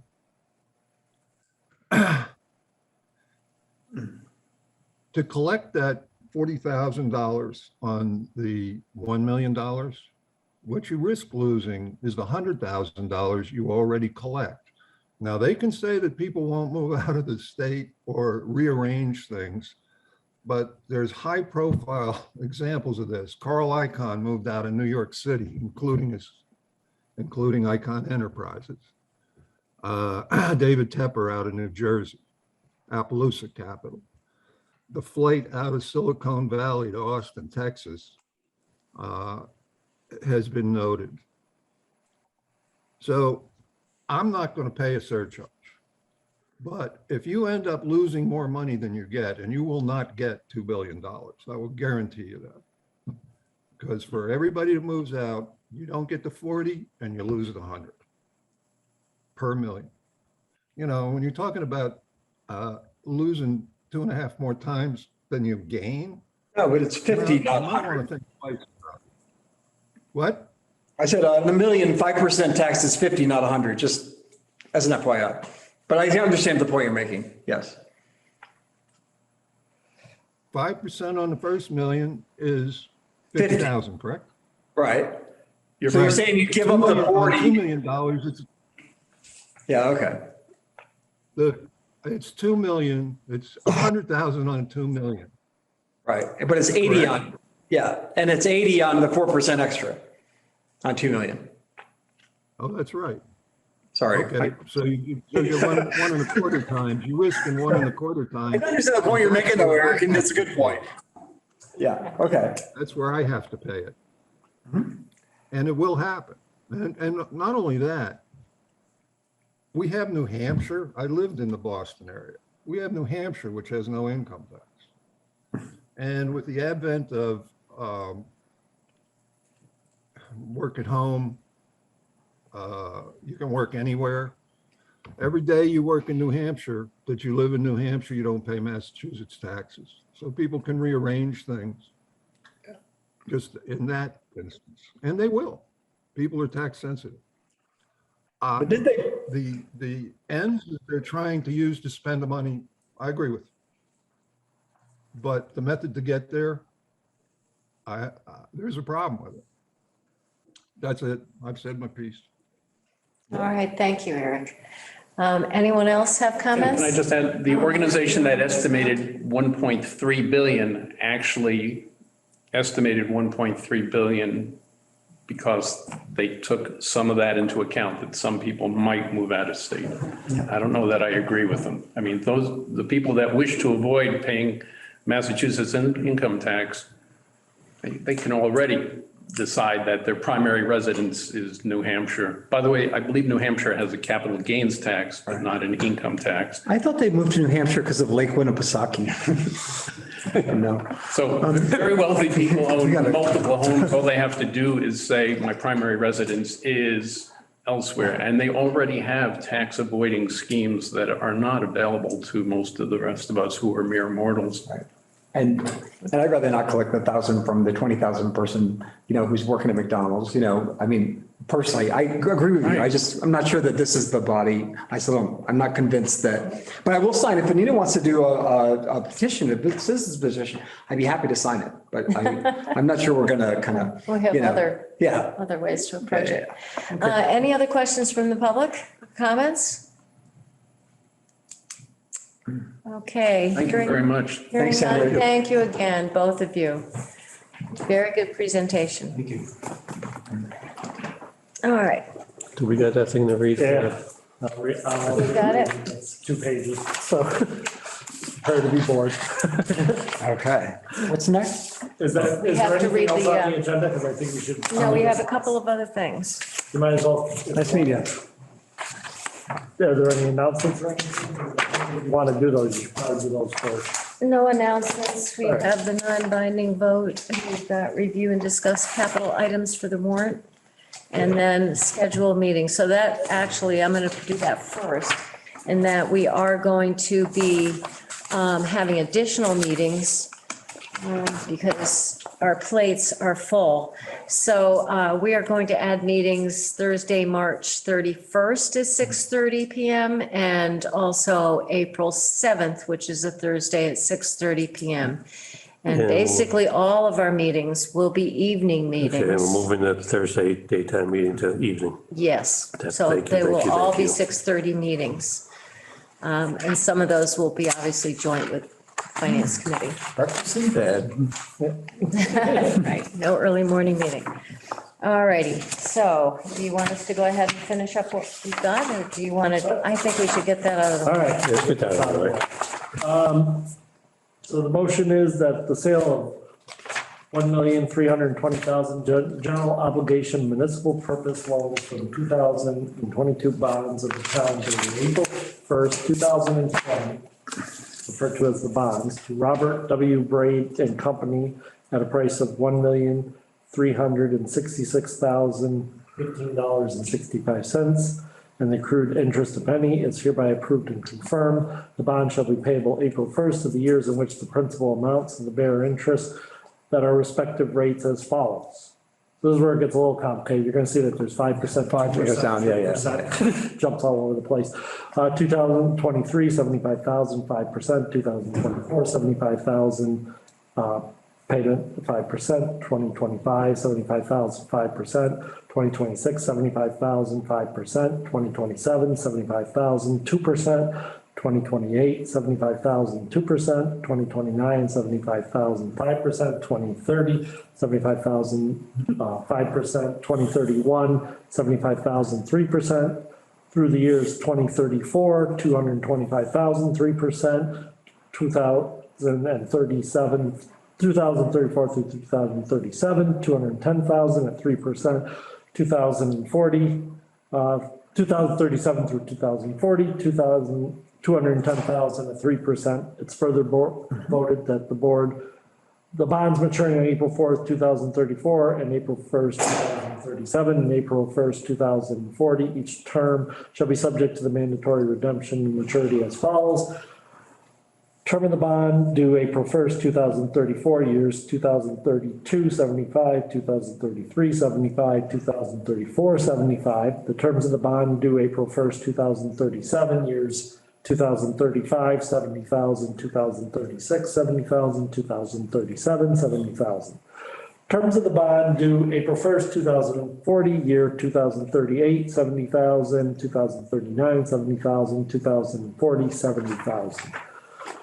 It's further voted that in connection with the marketing and sale of the bonds, that preparation, distribution of the notice of the sale, the preliminary official statement dated March 14th, 2022, and the final official statement dated March 21st, 2022, the official statement from which such form as may be approved by the town treasurer be hereby ratified, confirmed, approved, and adopted. It is further voted by the board that the bonds shall be subject to redemption at the option of the town upon such term and condition as set forth in the official statement. It's further voted that the town treasurer and the selectmen be and hereby are authorized to execute and deliver a continuing disclosure undertaken in compliance with SEC Rule 15C2 through 12 in such form as may be approved by bond council of the town, which undertaking shall be incorporated by reference in the bonds for the benefit of the holders of the bond from time to time. It is further voted that we authorize and direct the town treasurer to establish a post-insurance federal tax compliance procedures and continuing disclosure procedures in such forms as the town treasurer and bond council deem sufficient, and that such procedures currently in place to review, update, and proceed and said procedures in order to monitor, maintain tax exempt status of the bonds and comply with the relevant security laws. It is further voted that the certificates and documents related to the bonds, collectively known as the documents, may be executed in several counterparts, each of which shall be regarded as an original, and all of them shall be constituted as one, and the same documents delivered of an executed counterpart of the signature page to the document by electronic mail in a PDF file or other electronic transmission shall be effective and delivered of a manually executed counterpart signature page of each document and electronic signatures on any document shall be deemed original signatures for the purpose of the documents and all matters related thereunto, having the same legal effect as original signatures. It is further voted that each member of the selectmen, town clerk, and town treasurer are hereby authorized to take all such actions and execute and deliver such conditions, receipts, and other documents as may be determined and by them for any of them to be necessary for the convenience and carry into effect of the provision of the foregoing votes. I need a motion to approve as read. I move that we approve the sale as read by Mr. Canales. Second. All those in favor? Aye, Patrick. Aye, Roxanne. Hi, Chuck. I don't know if it'll be still in this earth when that bonding done, or are you done reading? Thank you. Okay, next to this, just as discussion. Chuck, you in particular have mentioned possibly having a non-binding vote at the annual town meeting regarding the residential exemption. And so the question is do we place that on the warrant? Yeah. I don't mind placing on the warrant as a non-binding vote, and if the town votes for it, that it isn't that we're gonna accept it, is that then we look into all the information we need. And then we can sit down and have open meetings, who it affects, who it helps, and all that stuff, and get out data out there and move forward with it. Yeah. And then vote one way or another. I don't want it to say people vote for it, that we're automatically gonna do it. I just want, if they vote for it, then we'll put all the time and the effort into it to get all the answers we need with open public meetings, so people know exactly what's going on and who it helps, who it doesn't help, who it's hurt, and who it doesn't affect. Because there's a lot of answers we gotta get out of that before we make a decision. And I think we need to do that before the next tax. Yeah, I I agree. I think that this board has the responsibility every year to have the tax classification hearing and make these decisions. And presumably there are factors that go in annually to making that decision, such as, the discrepancy between income levels or whether people are retired and on fixed incomes. Looking at the facts on the ground, so to speak, every year is part of our responsibility. And my one concern with a non-binding referendum might be the implication that it has a longer shelf life than that year's decision. Obviously, if people vote for it, I might be more inclined to vote for it. I probably would anyway. And same way if people voted against it. But I think the risk is that it's sort of, I don't want it to color the ability of future boards to make what is a decision that is the board's responsibility. You know what I mean? Well, I think it depends on how we word it, and you don't have to put it on, but. we don't have to. And also it depends on how it's worded, because clearly you can make it quite explicit that this is a non-binding vote. And it is just for the next upcoming tax classification, so that it only applies, because clearly the tax classification is done every year. I think one or another, we're going to do all that stuff before the next tax classification. I want to do all that stuff, so when it comes up again, we know what we. But then I think that this spring we have to be prepared to, the formula is complicated and it's not easy to understand. No. And I think that if we're going to ask people to vote on it, we have to make sure that we, without advocating one solution or the other, we just point out that what happens, specifically how this formula works and how it impacts folks with property of X amount of value, and also folks who have other properties that would be subject to higher taxes. I think that, whether it's a calculator that Michael and I have talked about, or some kind of method to help people evaluate for themselves how it would impact. And not everybody is going to be against paying a little bit more if folks in need are going to be able to pay a whole lot less. But, I think it's important that people be able to understand. Say a whole lot less, but is it a whole lot less? That's what the answer is. We need to know. Well, So, we can take this off, because after the May meeting, we're gonna dig into this. And get these answers, correct? Before the next tax thing comes up. I'm here, Yes. It is a whole lot less, by the way. I'm just saying, so I would just move, we take it off, let's do our homework. And with the participation of the public and stuff, we'll have open meetings, and once we get all the answers, not all the answers, but we'll invite them in and go over everything, so people exactly know, so when we vote on it, we know what we're voting on. Because last year, I don't know what I was voting on, who's gonna hurt, who's gonna help, and I didn't wanna do that until we had the answers. Yeah. We need to have those We did answers. talk about doing, basically an algorithm, a spreadsheet where people can plug in. Obviously, there are always going to be variables. So, your tax rate is going to be different, your assessment's going to change, but at least you can give an example of. Yeah, oh yeah. And I think that would be helpful. And the one piece that we don't have much detail on is the whole gray area. The people who may or may not be, who you might suspect will benefit from this, but maybe they won't. If you own multiple properties, if you've inherited, you're a native and you've inherited, grandma's place. So I think there's a lot we don't know. And we do want to hear what the public opinion is. Maybe it'd be better on open public meetings instead of doing this. Right, Because but you want to get. the valuation's going sky high in our houses. Well, that's another thing I want to point out is. If your house was worth 600,000 at your income now, it jumps up to almost $1 million in the income now. Right. You're at the borderline of paying higher taxes. You can't afford it. It's 1 point, the break even right now is like 1.5. I'm not saying, but it's just. But yeah, okay. I mean. Yeah, but I mean. The market doing what it's doing, it's a little. But then frightening. everybody's assessments are going up, so the break even goes up. I mean, it's basically, but I mean, I think that the other issue that I don't know how to deal with, frankly, is that you make a good point, which is that our assessments, the more the universe of assessments go up, then the rate goes down because we only have to raise and appropriate a fixed amount of money. So, but one of the things that's happening is I spent today, in anticipation of this discussion, I went through 50 of our properties. Randomly, I picked off of Mike Blaze sheet that he sent me of every assessment. I put them all to Zillow. And it's shocking, the differential between what Zillow says the property was fair market value and what it's assessed at. And some of them are, like, look at, if your house is worth 300,000, you might have 50, 40,000 of, on average, 15, 20% of extra value on Zillow that the assessment doesn't reflect.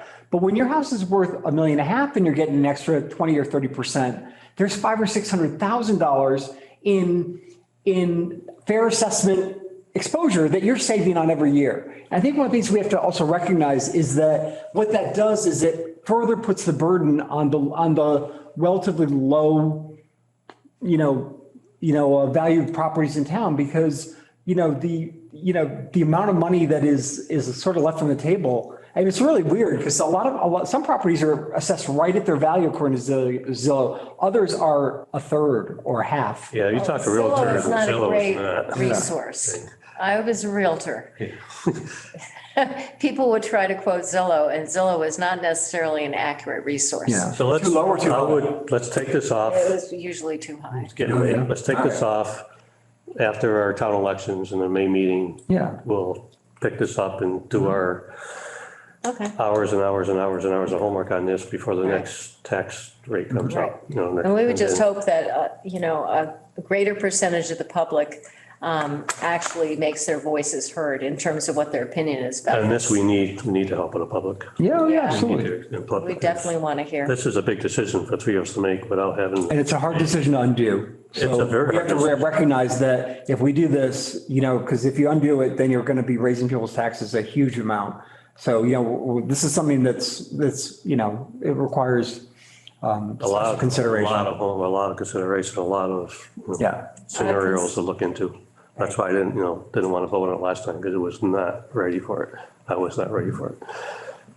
Yeah, and I was a little frustrated last time because the year before we had said we would do what we're talking about doing now. We have to do it. And now, do it. yeah, so, look, it's not an issue. It's on our agenda. Okay. So, review and discuss capital items for the warrant. All Should I right. hold off on this, or do we have? Is that why he was here? Well, Okay, I good. mean, you want to just talk about it for 5 minutes and Worried then about we we're can, holding you up. what's that? I think, I mean, Because we haven't got any feedback to the finance committee yet either. no, Right. No, but I think both committees have to. So let me go into what I would like. I I would like to bring up to the board is that one of the things that you see very commonly used by other boards and committees around are what are called workshop meetings, where I would like to propose that at the next meeting of the select board, we do a workshop meeting around the budget, which for people that aren't familiar with a workshop meeting is the board will make no decisions. We'll just be in discussion looking at various things. And you still have to create an agenda. You still say that the discussion is going to be around the budget. But basically we sit around the table, we can throw up on the board Excel spreadsheets, we can make adjustments, we can look at hypotheticals. And then what you do is you take what you did at your workshop meeting, and then you take it to a regular meeting, and then you vote to make those changes that you've looked at different scenarios and stuff. But what it is just more of an open flowing meeting. What you don't have is, in general, you don't have public comment. What you have is that you'd still be on Zoom, people can watch what we're doing, they can listen to the discussion, but it's more of an open discussion, just trying to work through different ideas, what we're thinking of, hypotheticals and stuff. And that's why they're called workshop, but you really don't end up, like I said, you make no decisions, take no votes, and don't finalize anything. And then you bring those ideas forward and you say, okay, at the last meeting, we discussed doing X, Y, Z for the highway.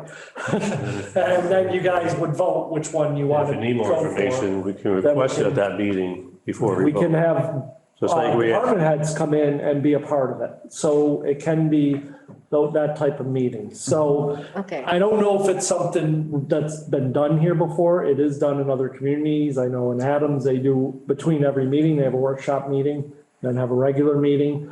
But the idea is more of a free flowing dialogue instead of motions, set procedures. But the big question for me is, so will we have a set area of? Yeah, we should carve out what we want. Right, we need to be very discuss specific so in that terms of we're- what we're going to be discussing, so I think it makes sense It's because, just budget, right? Well, what part of the budget? no, a part of the budget. How long is it going to be?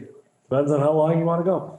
I mean, look, I think, I got one page of budget questions I could get through in 15 minutes. I mean, I think we should maybe kind of just come in with our questions and put them out to talk about. And, I mean, there's two parts. We got the operating budget and we got the capital budget and. Well, no, we're talking departmental, I think. If you want to And I bring departments in, we should identify those departments and then have an Right. overall discussion of the So budget. I'm wondering and the if we capital. want to do that for the departments that we've already heard from and get that squared away. Yeah. I think, in general, our operating budget is pretty flat. We did have the one request, which was police department for a change in their operational budget.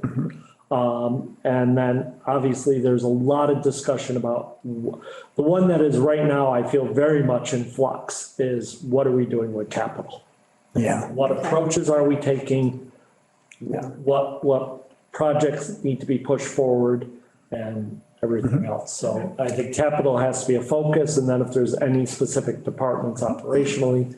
Right. And. But I think with this board, I don't want to speak for you guys, but I think that the bridge, the $4 million for bridge, I am absolutely against putting off this infrastructure stuff any longer. And I know that you guys, this 4 million, we can talk about whatever you want to talk about, but that is, I think that's something that we've all indicated is a really high priority to this board, is to stop pushing these decisions down the road. I wish we'd done it 2 years ago where we could have locked in rates. It's going to literally double or triple our costs because we're going to be going out now later. And have you heard back on the Curtisville Bridge?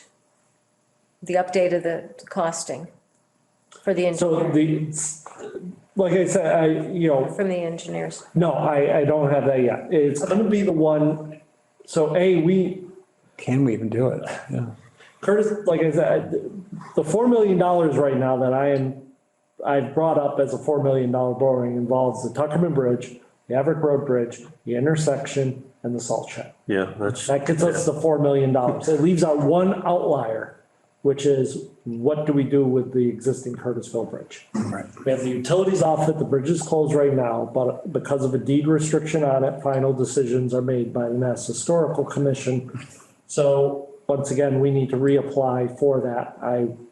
I'll follow up with Steve on that and have an answer for you at the next meeting, next week. So then we can decide whether we want to add that even to it, Right. Yeah, okay. Yeah, I think that sounds Yeah, great. that one's been kicked down, way down. Wait, I mean, it's just like, Way you know, down. we gotta That decide. one's got so many complications in it, more than any normal bridge. So let's figure out what the plan is.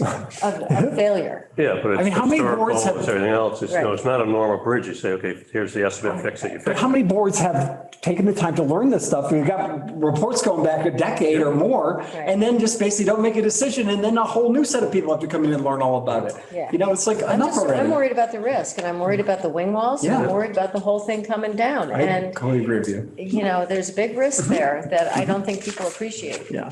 Well, I know we're trying to get ahead of the game on the salt shed. We're trying to get ahead of the game on the Tuckerman, because if we let the Tuckerman go within probably 3 to 5 years, that bridge will be closed by the state. Can't If close we that bridge. don't, because We're not- it's gone from a 24-ton to a 9-ton capacity, and it'll continue to get lowered until they say, that's it, it's closed. And then we're gonna be facing that. So we're trying to get ahead of those projects, right? We have one legacy project, I'll be honest with you, I don't have a good handle on. Yeah. There's so many moving parts in I that. don't think Mass Historical is gonna do us any favors either. I think it's gonna be a $6 million bridge, you know? I Well, think, maybe they've had a big turnover like DEP.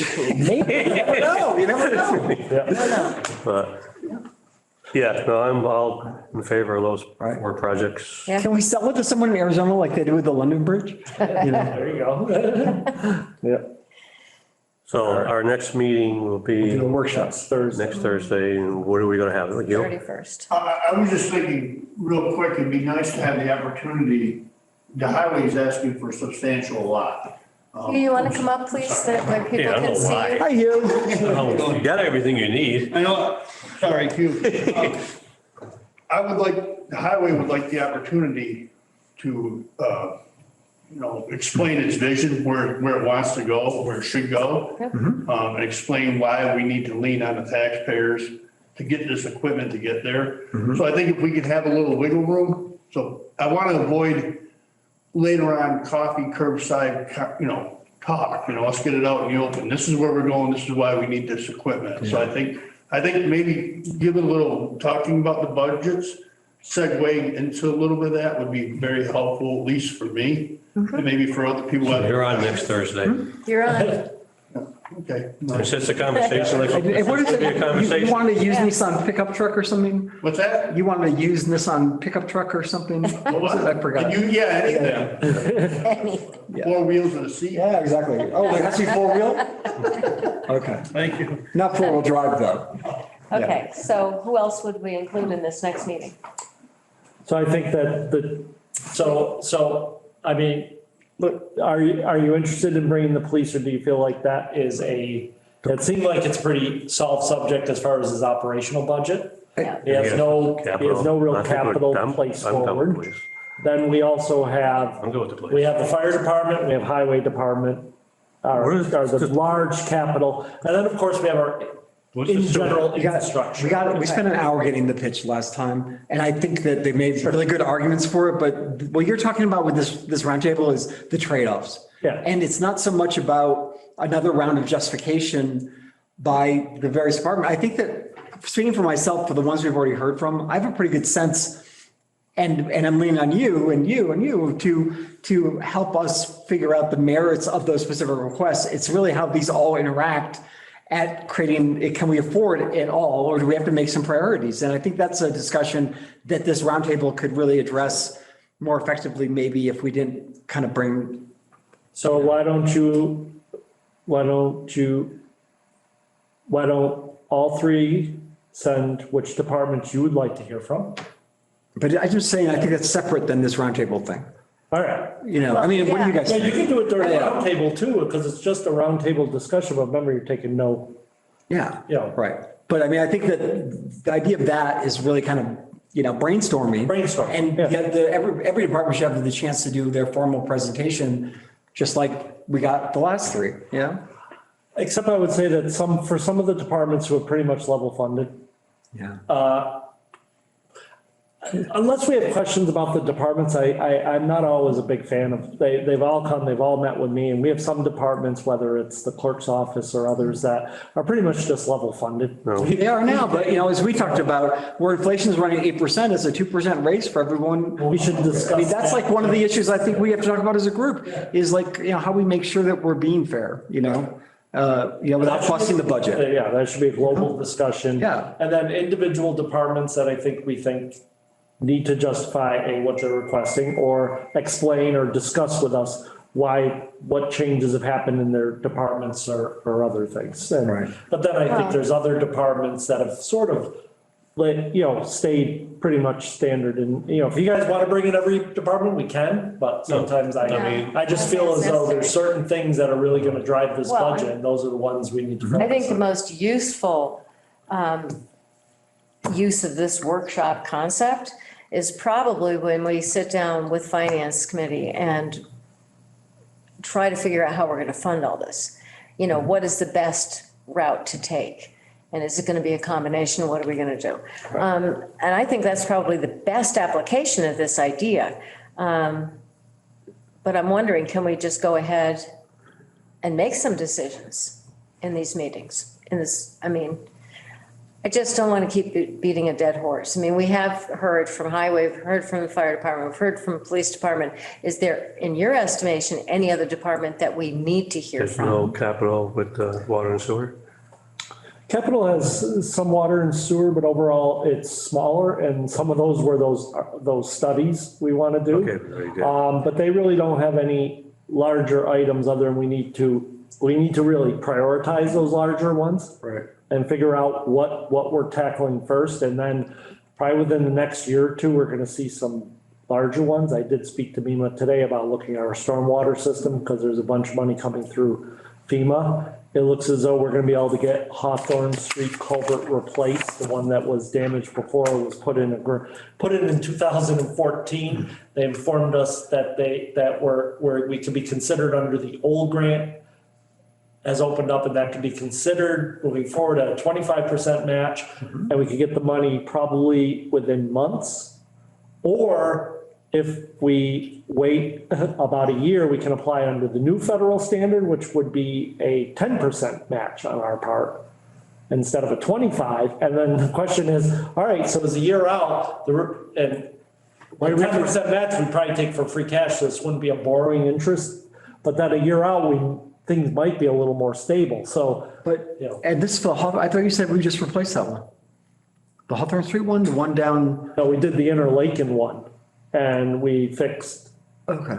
There's a larger one on, it's $1 million. I know where it is. Yeah, it's $1 million to replace it and put in a whole new box culvert and the rest underneath. It's almost $1 million. Yeah, no, that'll be great, because that's a major stream. That's the #1 feeder to like the Lily Pond and the Bowl. Yeah. Right. 90, and if they'll pick up 90% of it, I think that it's the direction to go. So, so we have a bunch of them. We're after the small bridge.